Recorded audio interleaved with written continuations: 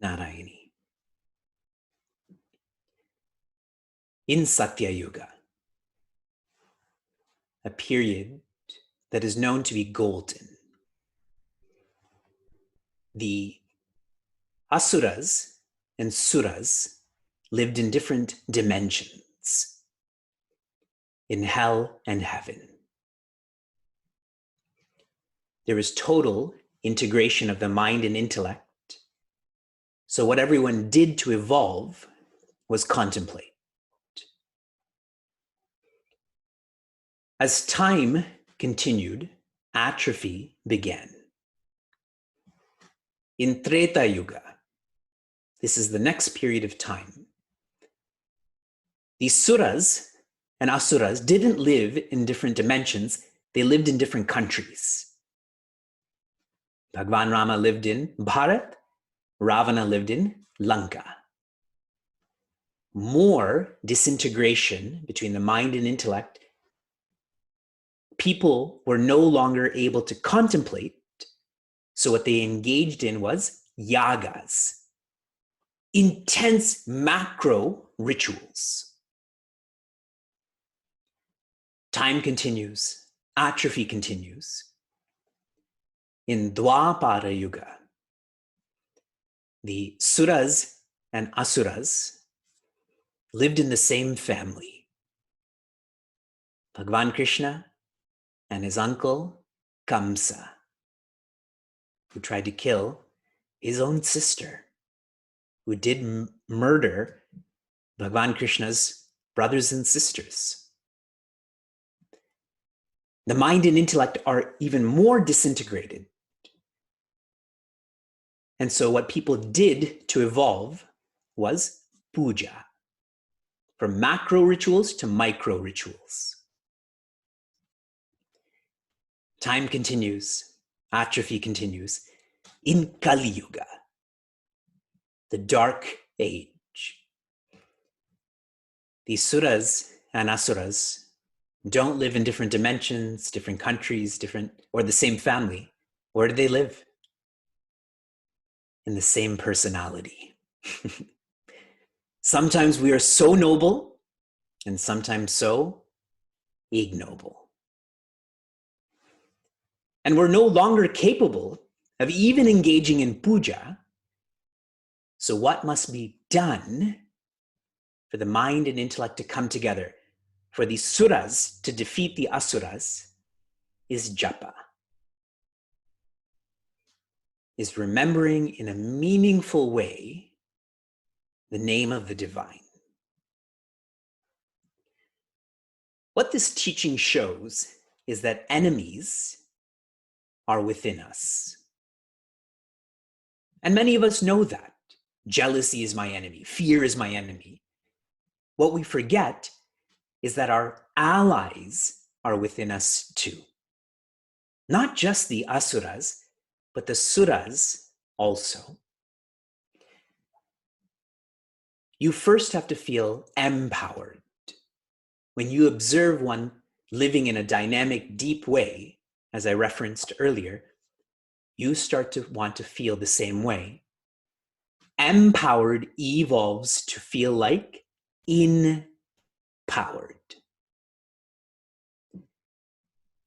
We have this fight going on between the Suras and Asuras, and we are engaged in our japa of Devi Chalisa. She's amazing, And what we're doing is amazing also. When we first look at Devi Chalisa, we feel this is her biography. This is objective. What we do is realize this is to be our biography. This is subjective. There are 40 verses in Devi Chalisa. We are covering 10. We've covered 8. We'll cover 2 more. Let's go through what we've covered. We start with 1. Namo Namo Durge Sukha Karani, Namo Namo Ambe Dukkha Harani. The key word here, embrace. Embrace that there's more to life than what you're experiencing. There's more to you than what you're living. Your capability is to match your ability. The second verse. Nirankara hai jyoti tumari, tehu loka phaili ujiyari. Keyword, focus. Because of awareness, you're able to focus. Focus on nurturing living in a deeper way. From escaping pain to embracing peace. Focus on this to nurture this. It's like offering sunlight. Focus sunlight for a seed to grow.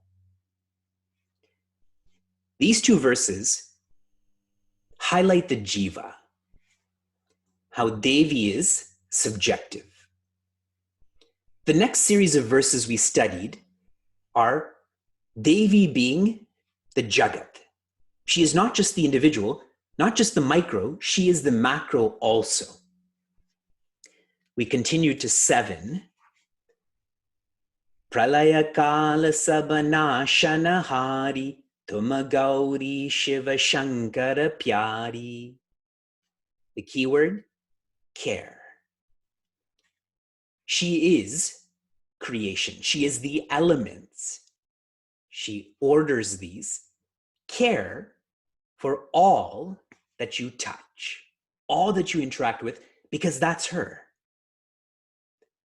When we care, we become more reflective. We learn from an accident. We learn from clouds. We learn from all because we feel her presence. We continue to 11. Raksha kari pralada bachayo, hirana kushako swarga patayo. The keyword is trust. Like Bhakta Prahlada trusted. He's being looked at, so he's being looked after. For us to have the same trust that Devi is going to bring us back to her.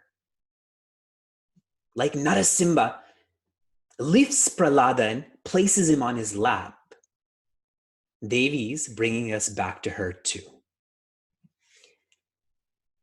And 15. Matangi dhumavati mata bhuvaneshwari bagala sukadata. The keyword, understand. How is Devi bringing us back home? How is she looking after us? Understand, she does this in different ways. Different names, different forms, sometimes smoother, sometimes rougher. When we have this understanding, we never treat any experience casually. We reflect on, what am I supposed to learn from this? What is Devi encouraging me to think, to do? 17. Ke hari vahana soha bhavani, langura vira chalata agavani.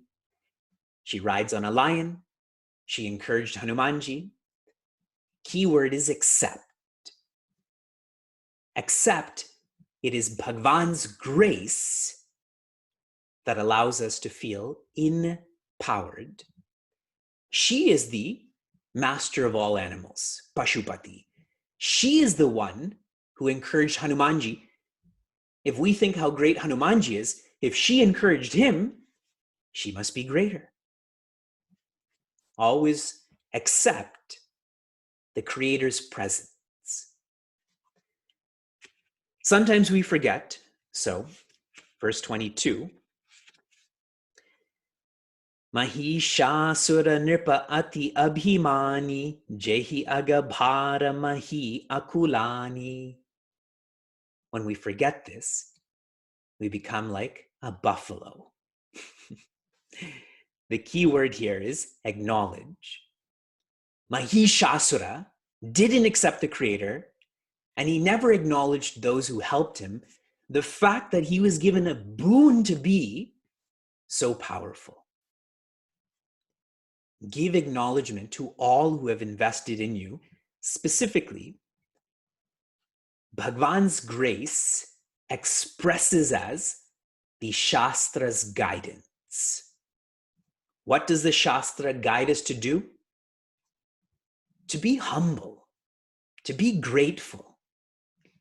And the Shastra, the scripture, does this through words. And we finally studied verse 24. Pari gadha santana para jaba jaba bhai sahaya matu tuma taba taba. Whenever the noble are struggling, then she helps them. And our keyword was follow. Those who follow the scriptures, then they become noble. They become a Sadguru. Bhagwan's grace manifests as the Shastra's guidance through words and the Sadguru's guidance through actions. Follow how your role models live. So Devi Chalisa focused on the Jiva right at the beginning. Where is she? She's in you. That's hard for us to appreciate. So the next set of verses, the next 6 we took up, were about Jagat. Fine, if you can't feel her in you, at least feel her outside of you. Now, the last 2 verses we cover, we're coming back inside of you. You are a form, a name of Devi. And if you can feel this, Divya. We continue to verse 29. I referenced this in our Tuesday class for those who are studying meditation. Please repeat after me.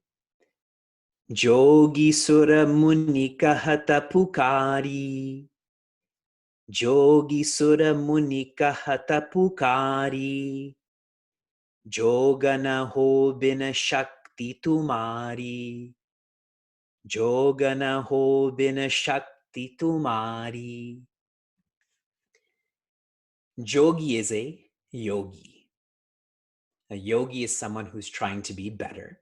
In other words, a seeker. You, me.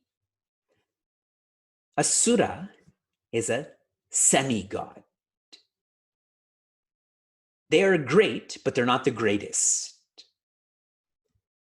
A muni is a seer. They can see what we can't see. They have vision, not just sight.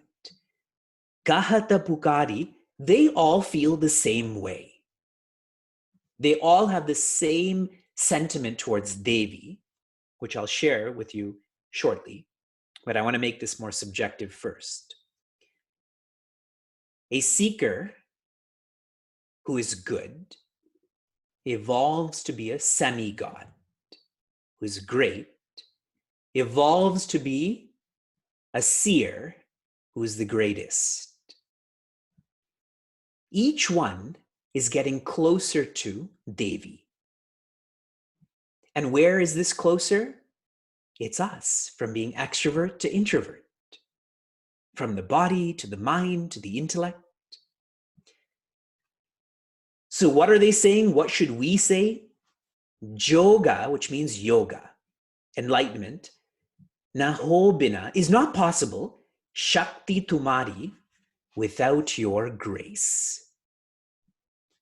The fulfillment of those who are good, great, greatest is only through the grace of the divine, the grace of Devi. What this looks like in a more tactile way. There are 4 kripas, or graces, that are required for us to go from being good to the greatest. The highest form of grace is called Ishvara Kripa, or Bhagwan's grace.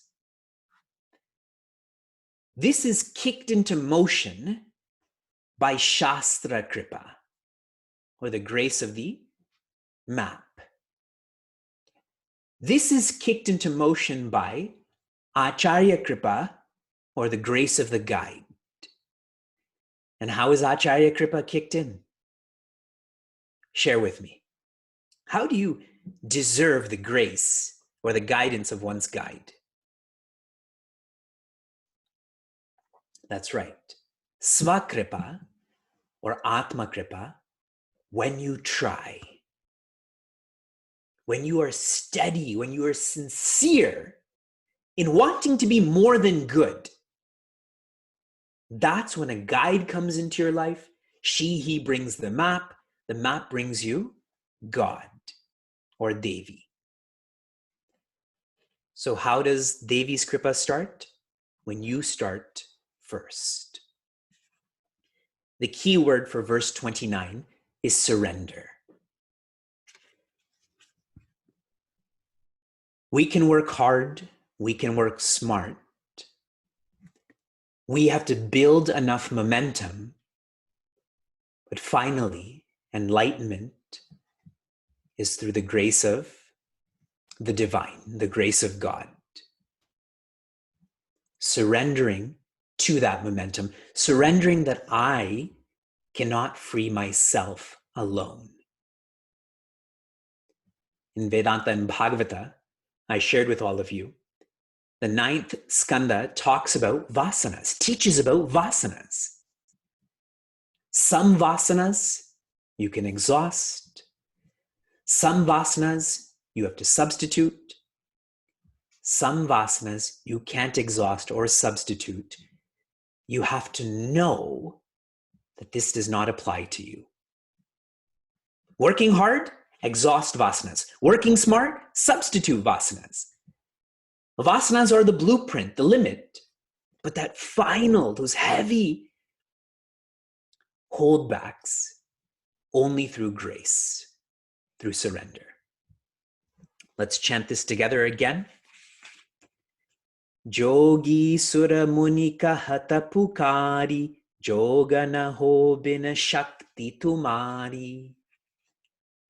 And one more verse, a very broad verse, 36. Asha trishna nipata satave, Asha trishna nipata satave, Mohamadadika sababina save, Mohamadadika sababina save. Asha, when interpreted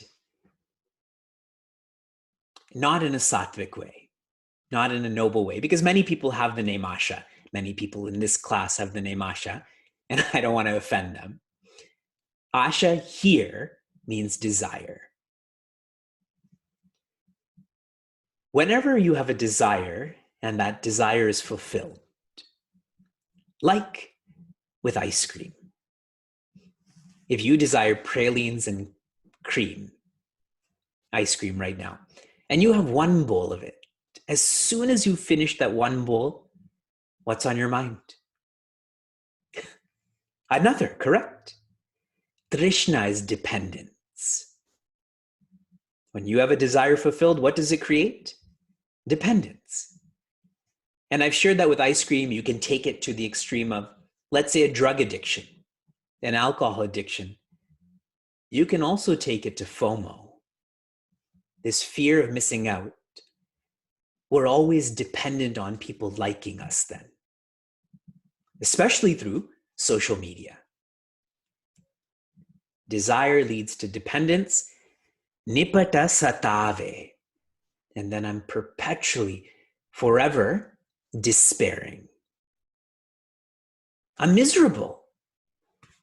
I'm restless. So 3Ds. Desire is the catalyst for dependence, and dependence is the catalyst for despair. This is in us, remember? I said Devi's inside of us. We forget, we think she's outside of us, but now we're bringing her back. She's in us. She can help us. How? Redirect your desires. Redirect your desires. If my desire is for serving more, if my desire is to be closer to my divine mother, then that desire doesn't lead to dependence, it leads to independence, correct? Not despair, but delight. In the sadhana chatushtaya, the 4 qualities needed to invoke Vedanta, or the science of happiness. What is the 4th? Starts with an M. What is the 4th quality? Mumukshutvam. Desire. Desire for what? Moksha. And if you can recall, the first verse we studied was to change our desire from escaping pain to embracing peace. We started with that verse, and we're ending with this verse. Redirect your desires. If you're angry, don't be angry at your parents. Don't be angry at your siblings or your partner. Be angry at Devi. She can handle it. We've studied in Bhagavatam, there's so many forms of devotion. One of them is Vairi Bhakti. The devotion, or to forever think that Bhagwan or God is my enemy.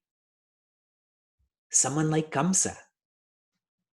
He was enlightened. Shishupala, also enlightened. Redirect your negativity and positivity, your vices and your virtues, to Devi. She is our ally. And she's outside of us, but you have to feel her inside of you. And the next line continues, Moha Mada Adi. The Adi is actually only one more, and that's Matsarya. Saba Bina Save. Similar sentiment. These enemies are always bothering me. The word Ari, in English this means enemy, has a technical definition.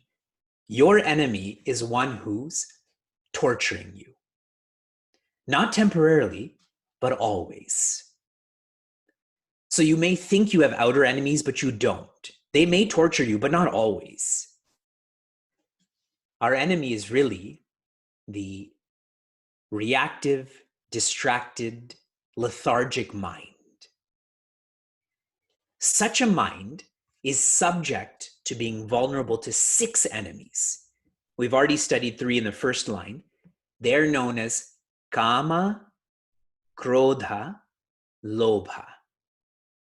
Kama's desire, Krodha's anger. That's not shared here. But when they say Trishna, that dependency, that's greed. So desire, anger, greed. Now in the second line, Moha is number 4. That is confusion.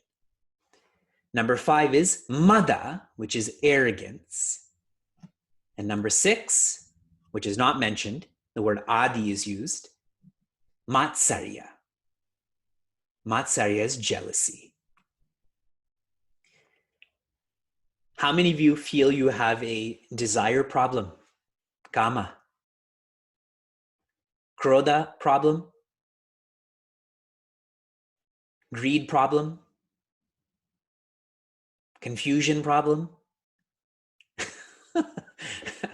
Maybe you didn't hear me. I'll put your hand up for you. I'll represent you. Arrogance problem. Jealousy problem. This is what this verse is highlighting.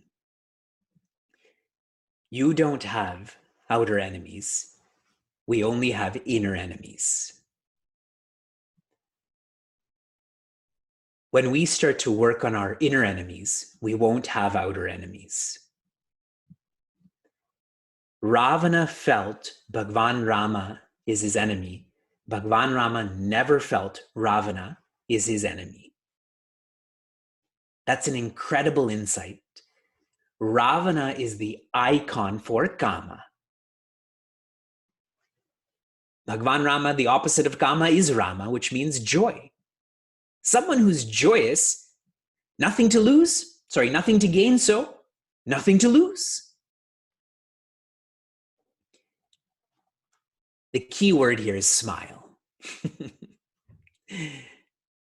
Our fight within is going to require a lot of resources, more so time and more so effort. Smile through this journey. Smile through the struggles. Let us chant this last verse together. Asha Trishna Nipata Satave Mohamadadika Sababina Save. Okay, right back to me. What are our 10 key words? Come close to your keyboard. Number 1, write fast. Embrace. Number 2, focus. Number 3, care. 4, trust. 5, understand. 6, accept. 7, acknowledge. 8, follow. And now 9, surrender. And 10, smile. From empowered to empowered. We'll pause on Devi Chalisa and now continue to Vijayadashami. We're really studying 2 subjects. When you plan to be happy tomorrow, what kind of animal are you? We've used this reference quite a bit. A buffalo. A buffalo is an icon of tamas, laziness, procrastination. Anyone who plans to be happy tomorrow is Mahishasura. So what do we do if we find that we're this person who thinks they're going to be happy tomorrow? You invoke Devi Parvati. Devi Parvati is able to defeat tamas by rajas, laziness by energy. We have to direct this energy, so we invoke Devi Lakshmi. She is the one that can defeat rajas by sattva. That's our second 3 days. Now I have all of this sattva, but sattva is still a limit, is still a rope. So the last portion of Vijayadashami, we invoke Devi Saraswati. Sattva is to be directed higher. Sattva becomes Shuddha Sattva, Vishuddha Sattva. It's like as a rocket keeps going higher into space, it sheds its weight, correct? Until it gets into that momentum that just takes it into space. Visualize the same way. Devi Saraswati is the icon for Vidya.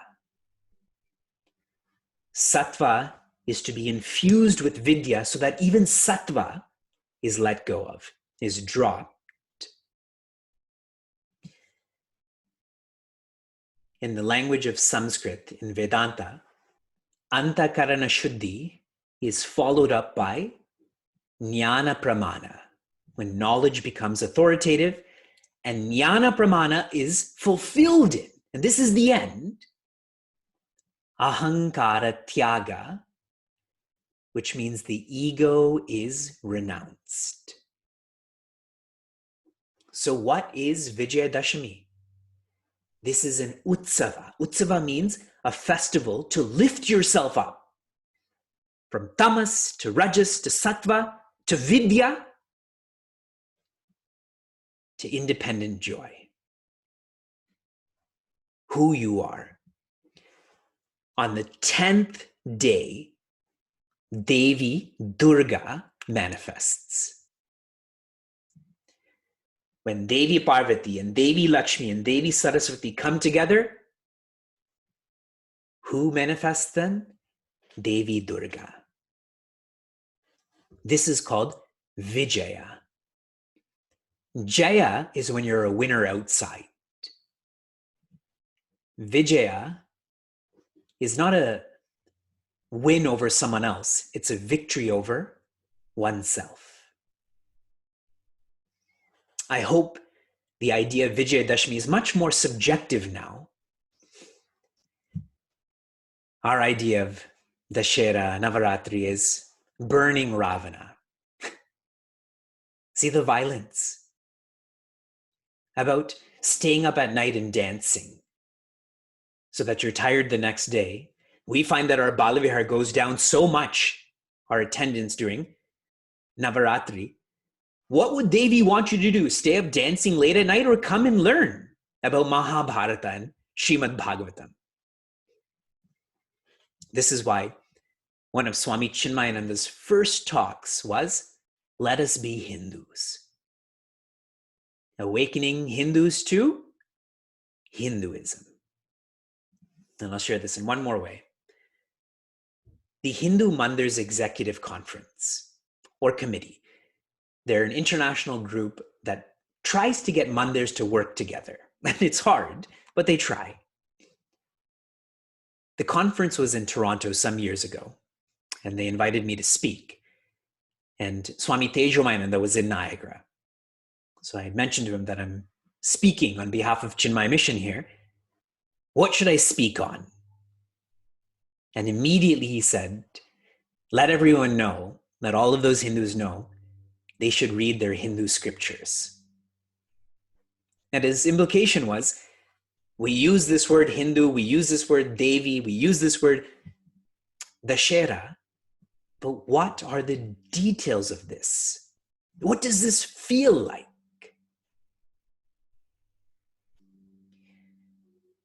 Back in the day, when you were 6 years old, how many of you teach Balavihar? You know, all those 6-year-olds. When you were 6 years old, you didn't go to Balavihar. You went to the Gurukula. And you didn't go to Balavihar for prasad. You went to live in the Gurukula. For how long?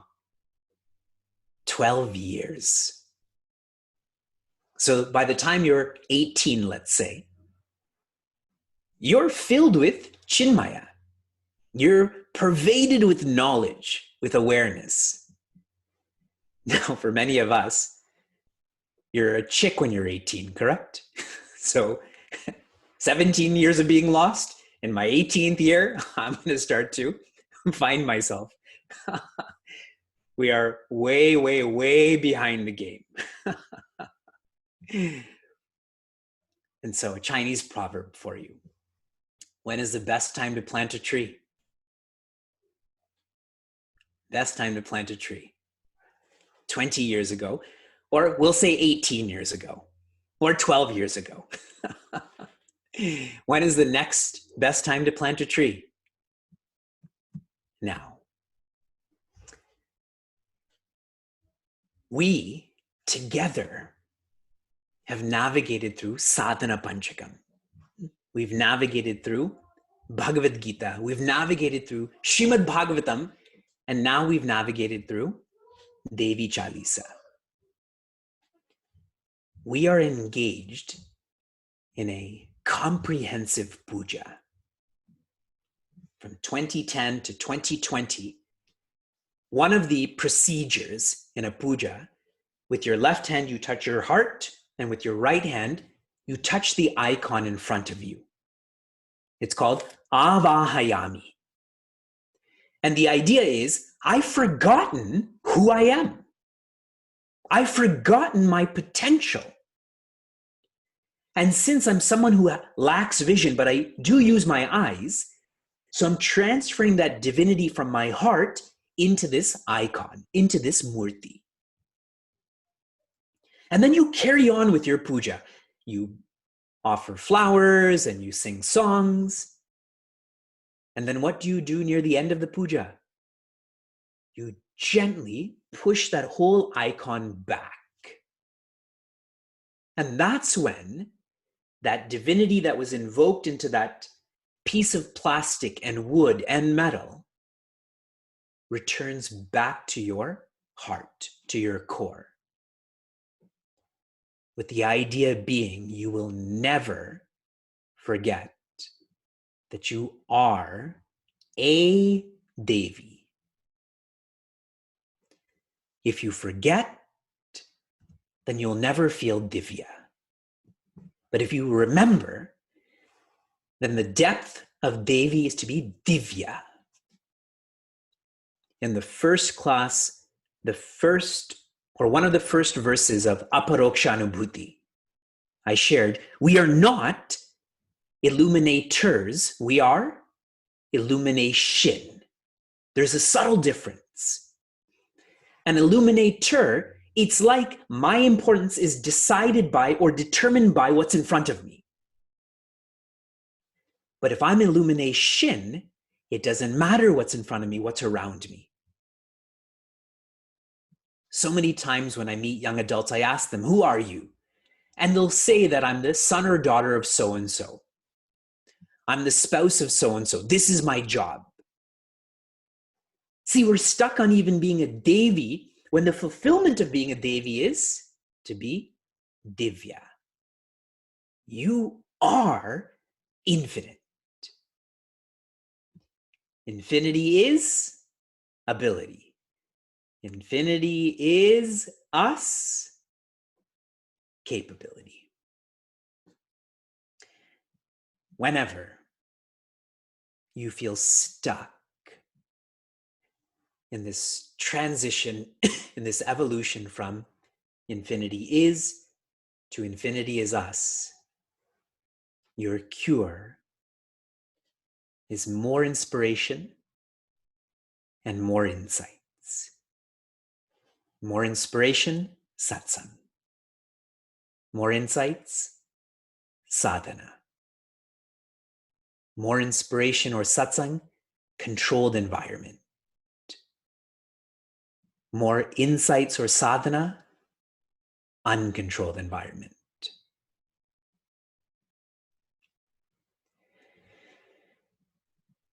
Oh.